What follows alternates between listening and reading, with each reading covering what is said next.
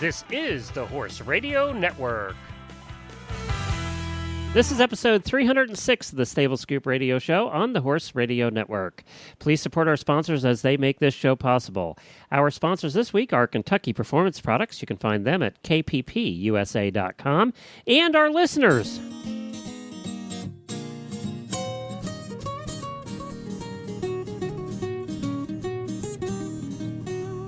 Welcome to the Stable Scoop, with weekly shows delivered right to you. With Helena and Glenn the Geek, live from the stable, it's every week.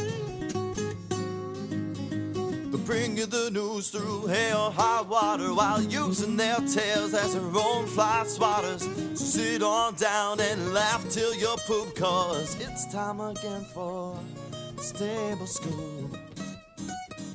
Stable Scoop. Stable Scoop. Stable Scoop. I am Glenn the Geek.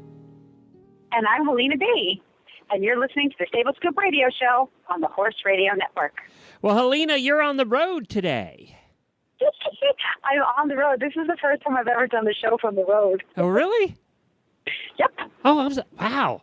I know I've done it in a car a few times. So, now you're actually driving, but we'll let everybody know you're hands-free. You're legal, right? I'm hands-free. I'm legal. Yes, sir. Yes, sir. And she is not looking at show notes. We're counting on me for that today, so everything's good. It's going to be a fun ride. Yep, it's good. So you're heading across Connecticut for a social engagement tonight, so that's good. A social/business engagement, In my world, everything all mixes together. Do you have to, wear heels and everything? Of course. Wow. Why else would I go? To get all dressed up? Well, that's good. I'm having a chasing a fox moment, yeah. So what are you wearing? Well, Yes. the red carpet moment, what are you wearing tonight for your special dinner engagement?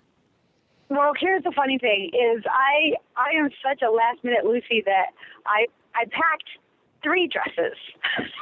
One is black, one is blue, and one is pink. and honestly, I swear, I'm not kidding you, 5 pairs of shoes. 3 dresses, 5 pairs of shoes, and I pretty much dumped my jewelry box into my overnight bag. It's good. It's good you're driving. You wouldn't be able to fly with as much crap as you pack. You'd actually have to plan. I know. Well, it's hard when you're a full-time mother. You have a full-time job. You got horses and animals at home, a small farm to run, and you have to escape for one night. It's really hard. It is hard. It is hard.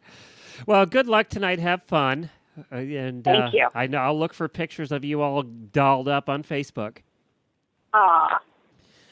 Well, we'll see.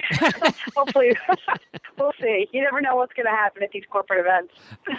Sometimes they're really, really boring, and you have to drink a little extra wine to get through it, And sometimes they're really, really fun, and you end up drinking a little extra wine. Just because they're fun. fun. This is going. Well, we have a fun show planned for today while Helena's on the road. We have Jessica Heidemann coming on with us. She was a guest back on June the 6th of 2013, Stable Scoop episode number 251. We had her and her sister on. It was called the Heidemann Sisters. Jessica, we also know her, Helena and I do. We see her at every ADA. She is one of the models for Carrots, and she's an eventer and doing quite well this year. So we're going to check in with her and get an update. I thought, we've been doing this show for 6 years now. We probably should go back to some of the guests we've had on before and get some updates, because we've been doing it that long now that it's time to reconnect with some of these people. And Jessica's a friend of ours. We see her, as I said, at every ADA. She's absolutely lovely, and she's going to come on today and let us know how her life is going in the eventing world on the West Coast. I think she is actually driving today, too, when we talk to her, to a show in Washington State or Oregon. We'll find out. She does a lot of traveling. I remember when we had her on last, we were talking about how much driving she does in her rig. Well, when you live out west and you're doing events, they're few and far between, so you're driving a long way each time. Yeah. We used to complain when Jennifer was showing that we'd have to get up early and drive 3 hours to get to an event. They drive 10, 12, 15 hours. Grace's Pony Club instructor is from Minnesota, and they used to do 14 to 18 hours to go to a rally. Yeah, or a show. That's crazy. I guess, you know what you save in cost of living out there, you spend on gas and a really nice rig. That's right. That is true because, at the price of gas today, you're driving 14 hours at 10 miles to the gallon. That adds up pretty quick, too. Yeah.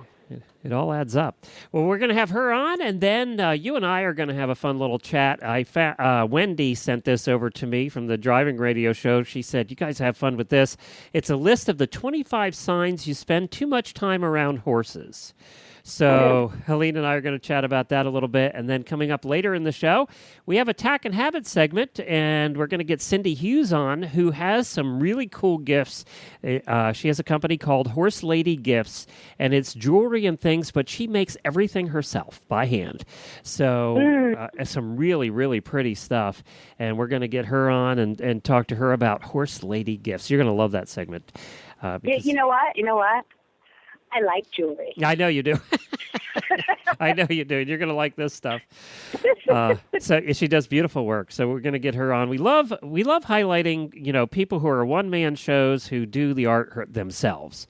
That makes it extra special and something to really take a look at. So that's why we highlight so many of those in the Tack and Habit segment, is because, they deserve the extra highlighting, because it is a lot of hard work.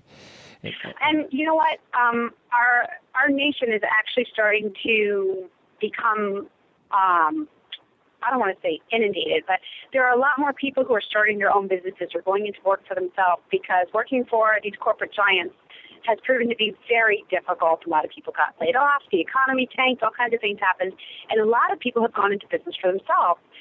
And in fact, where I'm going tonight is it's a company that serves or works with the Small Business Administration to help small business owners get the money that they need to either start their businesses or to grow their businesses. And part of my work with them is really, I'm discovering just how many small businesses there are and how challenging it is for a small business owner to get exposure, just to get themselves out there in the big wide world, of the United States and sometimes doing business globally. So I really think it's nice that we can take the Tack and Habit segment and add a little exposure to some of these small business owners in our particular industry. It's pretty cool. You know what really, really excites me, too, is that with people like Cindy we're going to have on today, they're actually, quote unquote, I realize they're doing it themselves, or they may have one or two employees, but they're bringing manufacturing back to the United States. They're the only ones that are making anything here anymore. So I'm kind of excited about that, too. Well, coming up right now, we have our first guest. We have Jessica Heidemann, as I said. She was on the show before. She's an eventer from the West Coast, from Cane Lake Stables.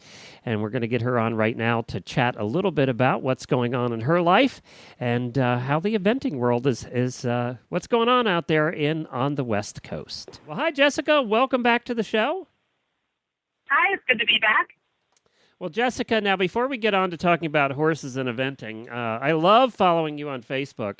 You have the most interesting posts, and apparently you decided to take a few days off and go camping last week.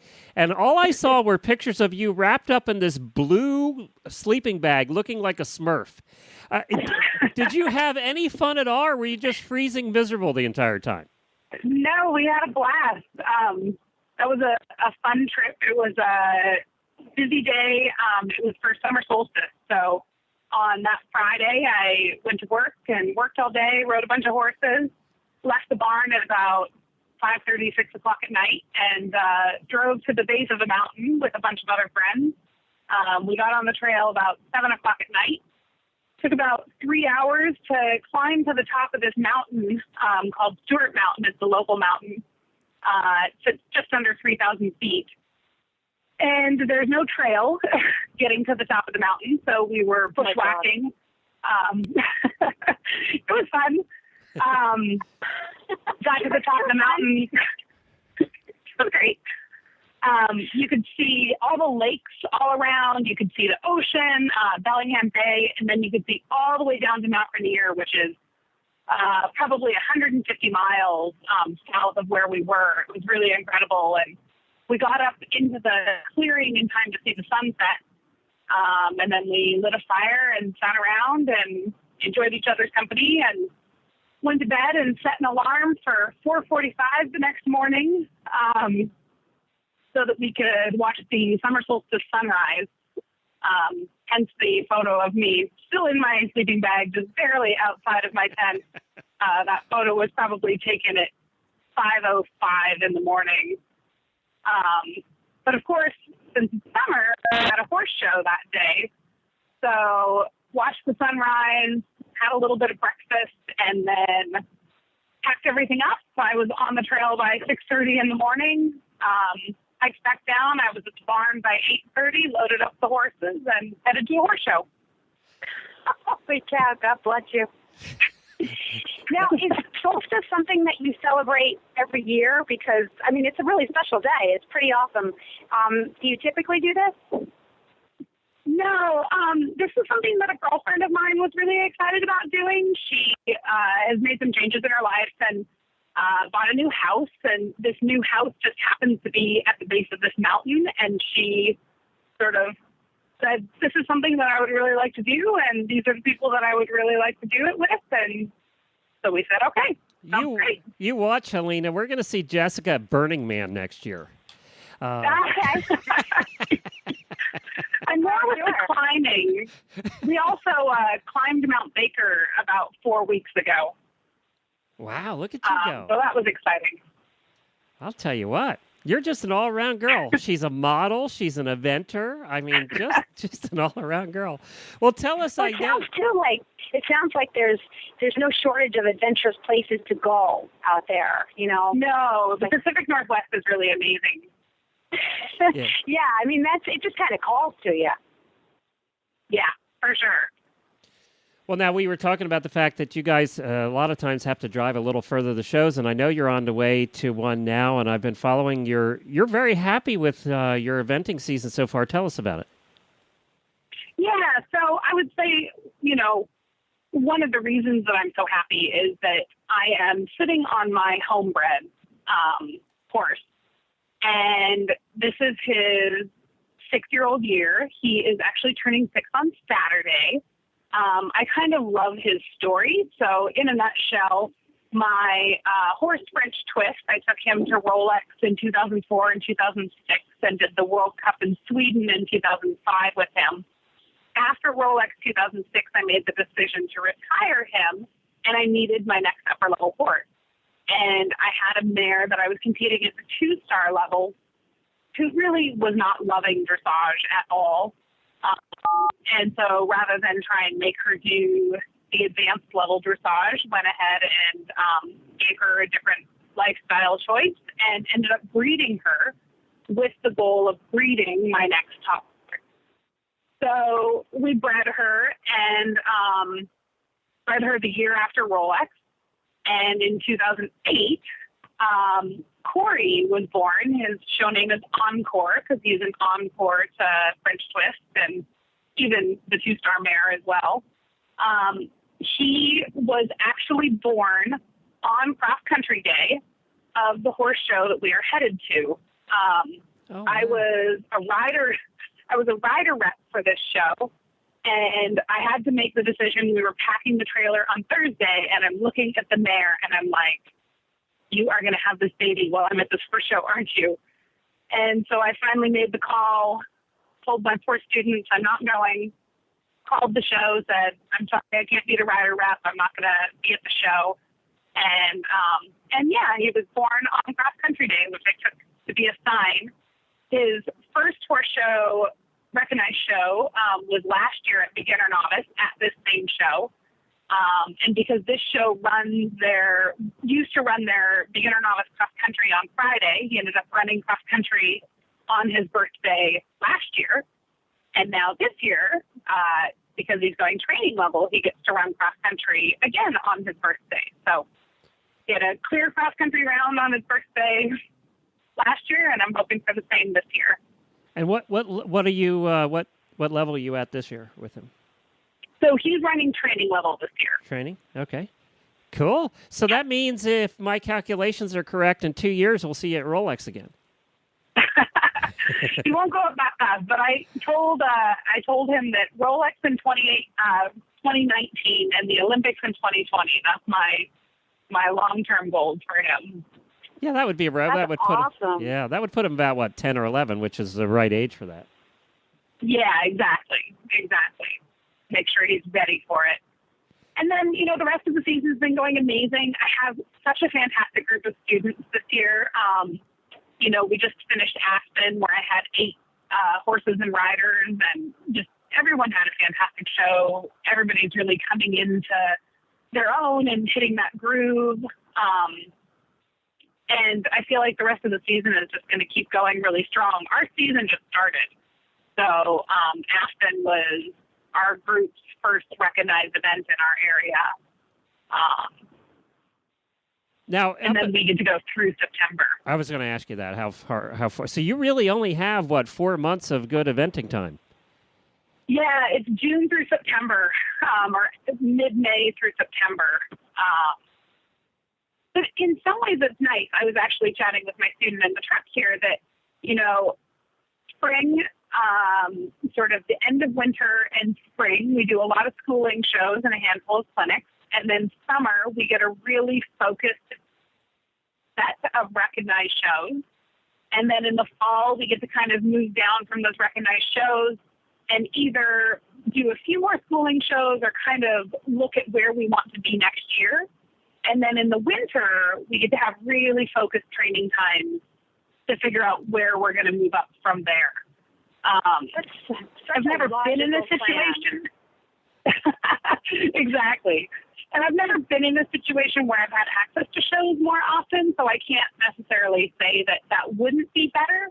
But this system has really worked for me in the past, and I like having those months where we really have no shows and no clinic options, where you can stay at the farm and kind of break things before you fix them. Because anytime you start really working on something new or introducing a new concept, you tend to shake things up a little bit in your training before it solidifies again.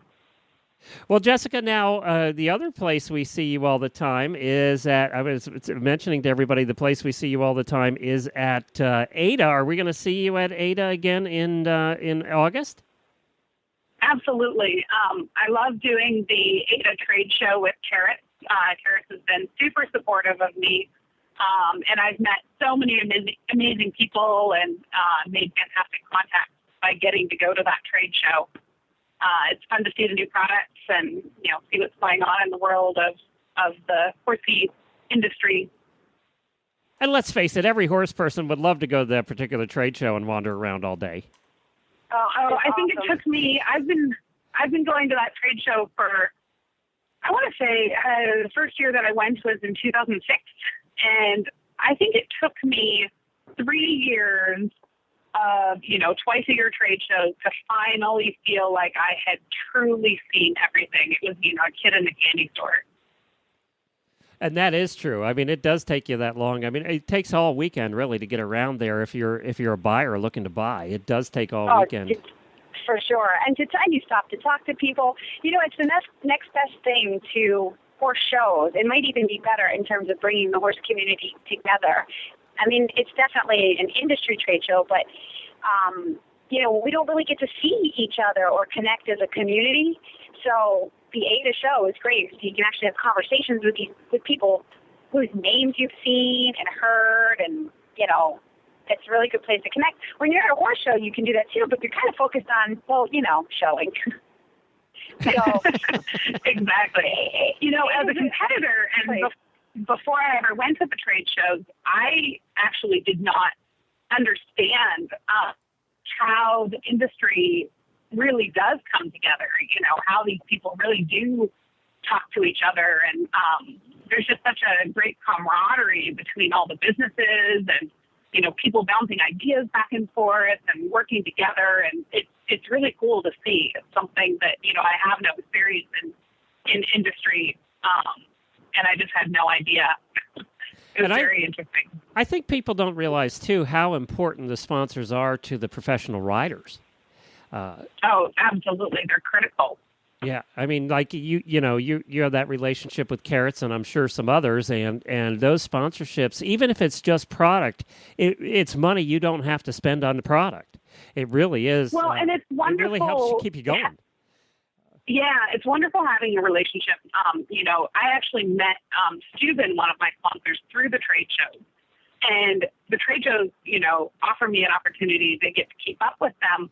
But just having a sponsor that has a product that you believe in, that you can focus your energies in and have somebody to talk to. So, whenever I go and talk to the people at Steuben, they're so knowledgeable about the saddles, but also about their bits.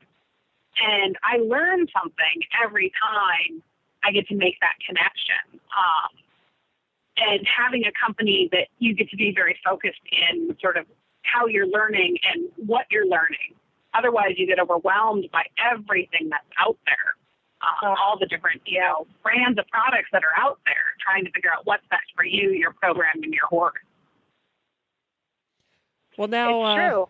It's true. I spent some time at the trade show learning about bits or talking to a bit manufacturer, and your sponsorships are really more than just a company giving you product or funding some of your efforts. It is about a partnership with them. You can learn from them. You can connect with them. You can network with them. You can rely on them. In a sport like ours, you rely very heavily on the safety and performance of your equipment. I mean, we're barrel-assing down the countryside and on horseback, we kind of have to rely on our equipment. So, other than like maybe skiing or hang gliding or something, what other sport really does your life depend on the quality of your equipment? Even apparel has to perform to that extent. So you do develop these relationships with your sponsors. So I think that's a really important point to make for our listeners. It's worth digging into the industry behind the sport. Well, and just the relationship, being able to then also draw on their knowledge. As competitors, we'll end up a little bit jack of all trades. I consider myself very well versed in veterinary care and farrier care and horse health and, equipment and apparel and supplements. But of course, I'm not an expert in any of those things. So having somebody that you can turn to and ask those questions is just absolutely critical to the success of the program. Jessica, before we let you go, what's the hard? You're a professional trainer, rider. I mean, you do it all. You run a barn along with your sister and everything. What's the hardest thing about being a professional in the eventing world? Oh boy, What's your biggest challenge? Let me reword that. Well, okay, actually, that's relatively easy. In a season like this, my biggest challenge and something that I strive for and I push my students to strive for is a healthy balance in your life. So it's one of the reasons that I ski and hike and climb mountains. It's so important to have a focus in your program, but it's also so important sometimes to take a step back and, really live and enjoy this world that we have around us. And as a professional, it can be a trap sometimes to put your head down and soldier on and get stuck in the day-to-day goings-on of the barn, whatever that might be. And, okay, I'm packing for another horse show, and so-and-so is sick, and who's going to take care of this while I'm gone? Those things are critical, but if you never take a step back and take a breath and look at the whole picture, you run the risk of not enjoying what you're doing. And I think it's so important to just be so excited and thankful every time you walk into the barn and every time you get on a horse to compete or get on a horse to train or get on a horse to go for a trail ride. We're really lucky to be professionals in this sport, and it's hard work, but you want to make sure that you have a balance where you stay thankful and stay feeling very lucky. Well, that's well said, and it's true of any. I think it's true of anybody who has a passion for any sport or hobby or whatever. But it's more so for us because we have those horses that are in the mix that need our care and attention too. So you could be a runner or a swimmer, and you could be as obsessed with that particular sport, but you don't have that other thing that is also taking up your time and really does become consuming to the point where you're there 14 hours a day, 7 days a week, and you're never doing anything else. Yeah. Yeah. It's an easy place to slip into. And you have to, there's no way that you could ever do it yourself. You need to have a good support system because you do still have to take care of the animal. Right. Yep, that's true. Well, and that's going to tie in very nicely to what Helena and I are talking about next, which is the 25 signs you spend too much time around horses. So that'll be what's coming up next. We're going to let you go, Jessica. So have a great time this weekend. Good luck, and we'll be looking for the results on your Facebook page. And you guys have a website, too. What is that? CaneLakeStables.com. Cane is spelled C-A-I-N, Lake Stables. Very good. CaneLakeStables.com. Have fun, Jessica. Thanks, Jessica. Thank you so much, Glenn. All right. Take care. Bye-bye. Well, it's a hot one out there, and the heat wave has hit much of the United States and the rest of the world. Well, don't let dehydration and electrolyte imbalance sideline your horse. Summer Games electrolytes are formulated to replace both the electrolytes and the trace minerals that are lost when your horse sweats. Its concentrated formula allows you to easily feed the correct amount to meet your horse's changing needs. This electrolyte was developed for the equine athletes at the 1996 Olympic Games in Atlanta. We all know that it can get hot in Atlanta. For horses on the go, use Summer Games Electrolyte Plus Paste. Each dose contains a serving of Nalox equine antacid for double the protection against stress. And of course, you can find all of that at Kentucky Performance Products. They take out the confusion of choosing the right supplement. And you can find them at kppusa.com. That's kppusa.com. Well, as we mentioned with Jessica, we have a list here we want to do. Dr. Wendy sent this over to Helena, and I said, you guys got to talk about this in the show. So it's I don't know where she got it from, off a website someplace. It's the 25 signs you spend too much time around horses. So let's see, Helena, let's make this you. Let's see if, let's go down and see how many of these you're guilty of. Okay, right, so you setting me up for next year's blooper reel, aren't you? Exactly. So 25, you are completely unfazed by the random, inexplicable bruises covering your body. Okay, so how appropriate that would be the first item on the list because, as you all know by now, I'm on my way to a corporate event, which is a fancy dinner for which I have a dress that is sleeveless.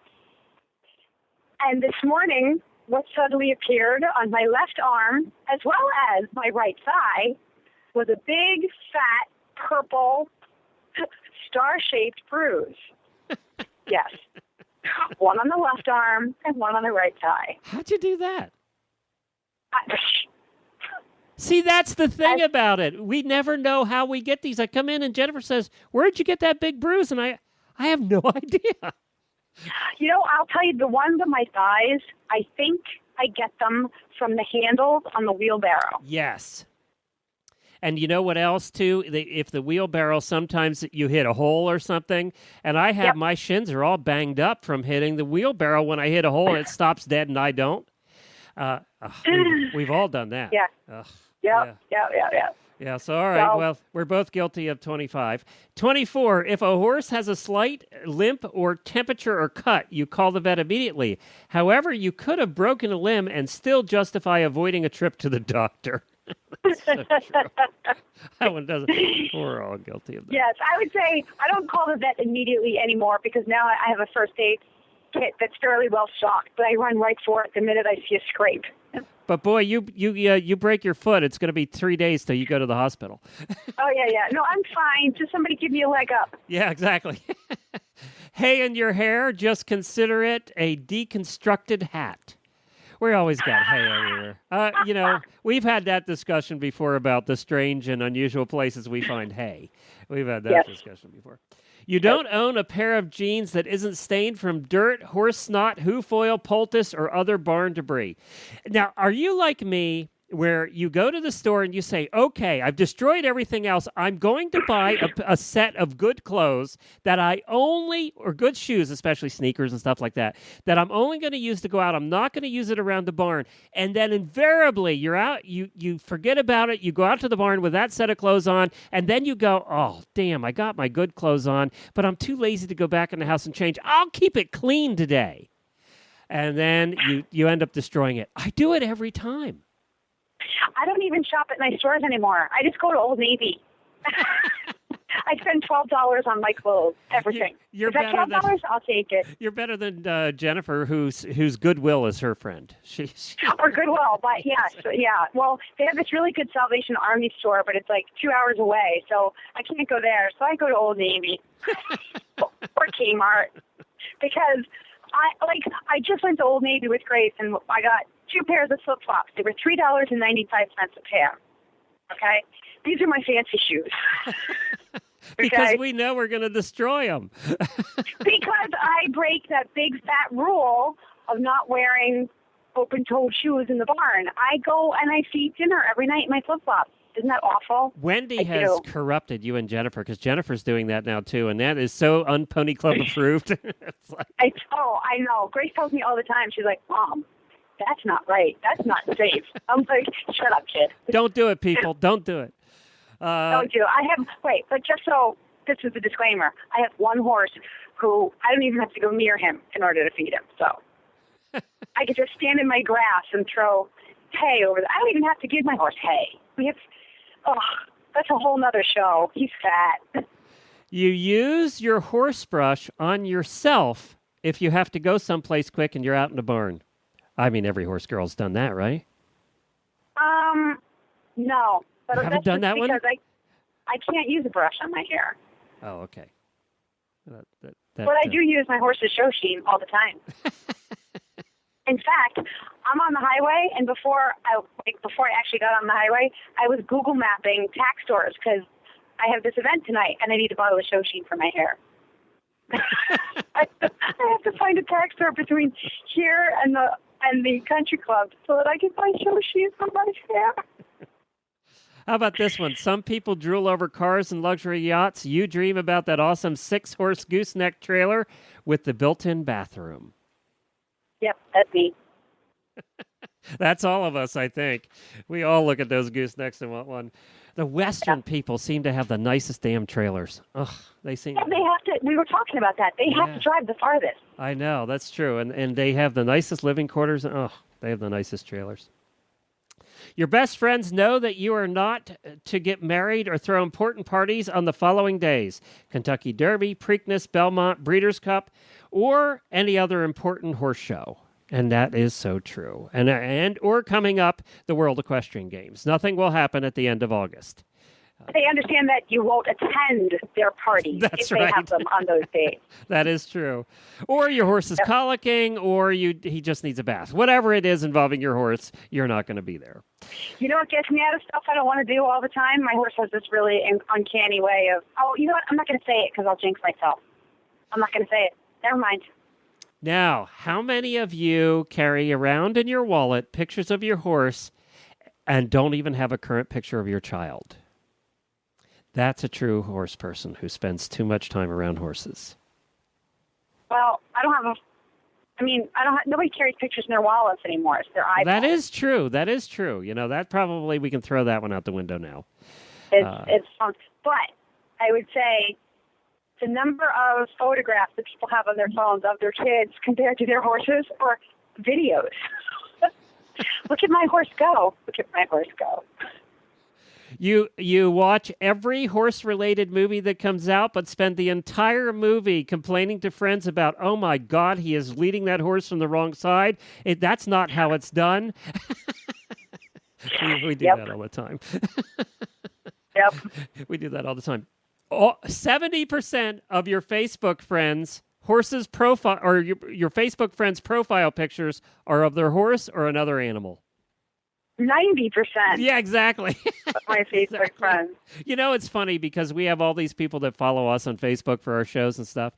And I go look at their Facebook pages, and because I want to see what they look like, I can't find a picture of them anywhere. It's I know. I don't know what it is about horse people, but I don't know if they're embarrassed or, not self-confident at all, but there's never a picture of them. It's always of their horses. Well, because we take too many pictures of our horses, and if there ever is a photo opportunity, we're usually dirty with hay in our hair. Who wants to get their picture taken? Now, I will ask you this. This is the next one. Pretty manicured nails are not done by horse people. So are your nails pretty and manicured for tonight's party? So here's a funny story. I did my nails last night. Now, my nails are short. There's no way I could ever have long nails.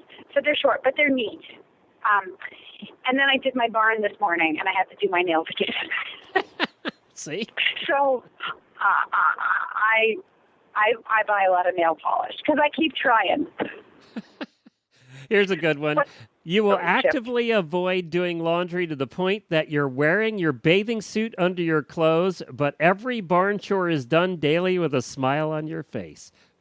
I can tell you, being a horse husband, that one is true. If I didn't do the wash, I'm not sure it'd ever get done. I can tell you that I have worn my bathing suit bottoms under my clothes because I haven't done my laundry, but my girths are clean, my saddle pads are clean, and my fly sheets sparkle. I think that's so true. And my kid wears her bathing suit too. I'm like, yeah, Mommy will do your laundry like next week sometime. And your horse's buckets are really clean. They've just been scrubbed out, but your kitchen sink is full of dirty dishes. That used to be true for me, but now I'm trying to turn over a new leaf and keep my kitchen as clean as possible, as clean as my barn. You've always been kind of a little bit of a neat freak anyway. So, I mean, that one, yeah. Well, I was. So living in the chaos that I used to live in was very troubling. And so it was nice to be able to keep, and I think, honestly, this is a serious moment. I think a lot of people go out to the barn, their barn, and sweep it and keep it clean because really they're the only ones who go out there and it can stay clean.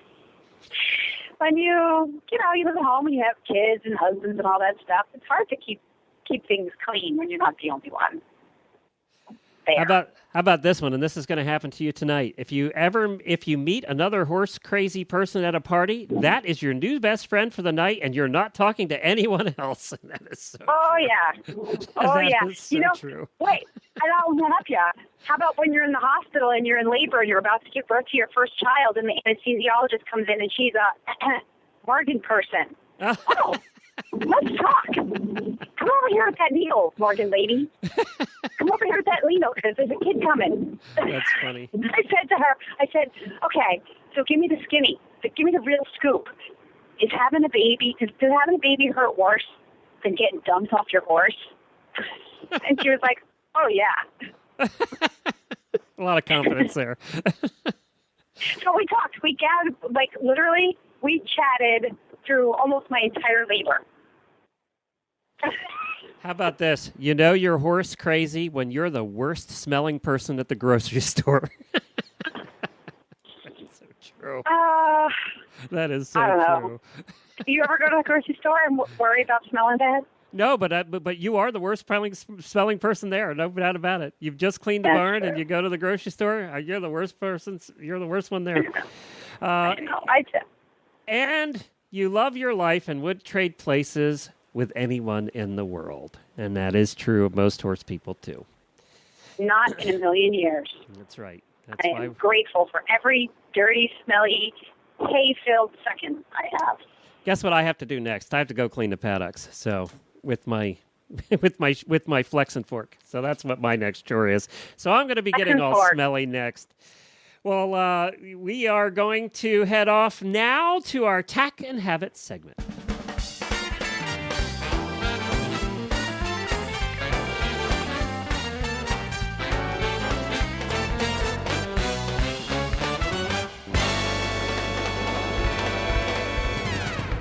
This Tack and Habit segment is sponsored by Sparkle and Boom, a new media marketing company for small businesses. Find your sparkle, get some boom. Find us online at sparkleandboom.com. And of course, we try and bring you something new and different every week on the Tack and Habit segment. This week, we have some beautiful handmade jewelry done by a lady by the name of Cindy Hughes, who is going to tell us all about it. It's called Horse Lady Gifts. Well, hi, Cindy. Welcome to the show. Hello. Tell us about Horse Lady Gifts. What do you do there, and what kind of stuff do you make? Okay, I make all kinds of jewelry that has horses on it. I also do some dogs. I make everything myself. I've sort of married my passion for horses with my passion for art and jewelry. I've been making jewelry for the souvenir and corporate logo world for about 40 years, and this is my thing. So I'm not coming out from nowhere. But I make everything in pewter. I love to work pewter because it's affordable for everybody, and you can wear it riding, you can wear it dressy. It's just really a nice metal. It's also flexible and somewhat flexible, so you could put a cuff bracelet on and squeeze it to make it fit your wrist, custom. And of course, I do a lot of my own photography for the horses that I draw and sculpt. Now, the cuffs that you were just talking about, the cuff bracelets, they're really popular right now, especially the big fat ones like you make. Yes, they really are. It's a hot item, and also the large gorgets are very popular right now too. You know, the wide collar type of necklace that you wear up close on the neck. Mm-hmm. It's called a gorget. I don't know if everybody knows that term. A gorget. I love you for saying that out loud to all of our listeners. Oh, so big yes, is it? no, not everybody knows how to pronounce it, gorget. But anyhow, it gives you a nice big working space to be creative, and I like that. Yeah, and so big is in, chunky is in. How do you have a particular style that finds its way into your jewelry, or do you try to really appeal to what people are buying? Two main styles. I do my own photography, as I said, and I do drawings that are engraverly style.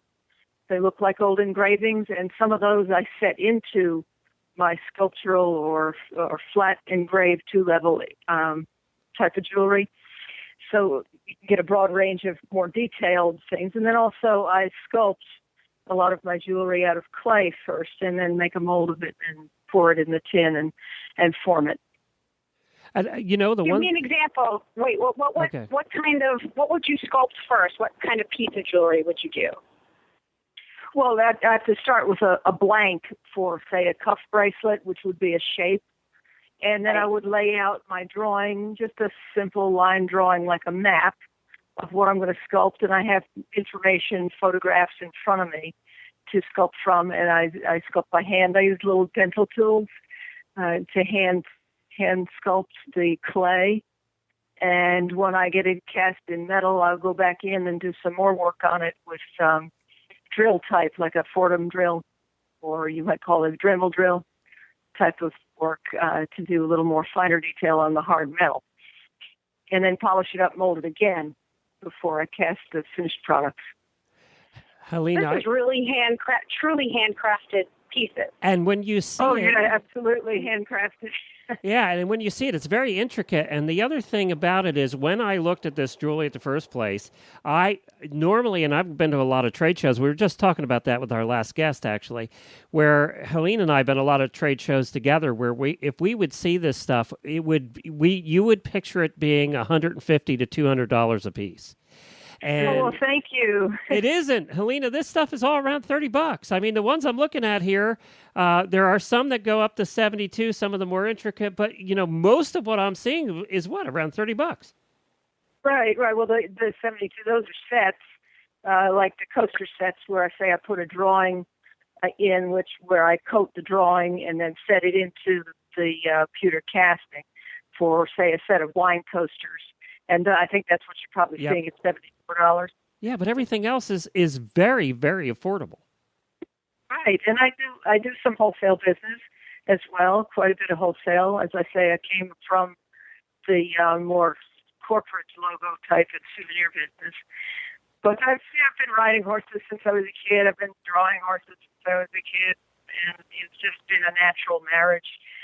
Now that I don't have to do corporate logos anymore, which I really did not enjoy doing.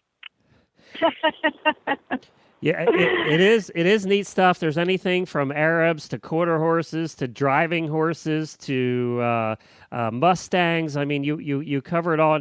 And Helena and I have talked about on this show before how hard it is to do horses correctly. And you can tell when a horse person does something with horses, an artist, and when a non-horse artist does something with horses, you can tell with your art here that you are a horse person.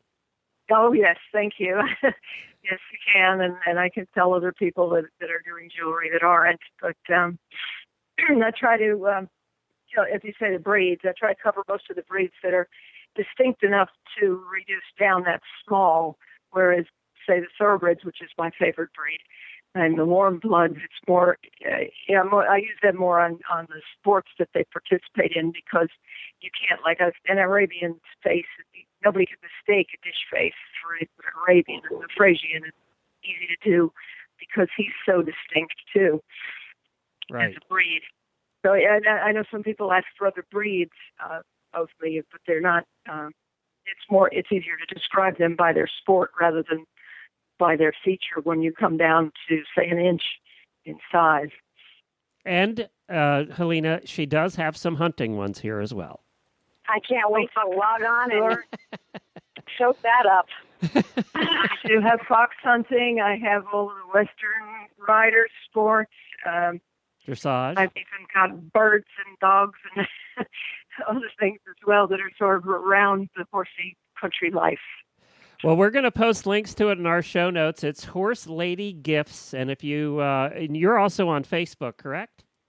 Yes, Facebook and on my website. Yep, and you have an Etsy site to sell your products. And as I said, this is very affordable, terrific birthday gifts, terrific prizes, actually, for horse shows. They'd be wonderful. Yes, a lot of people use them for prizes. The wine coasters are a great unisex gift or prize.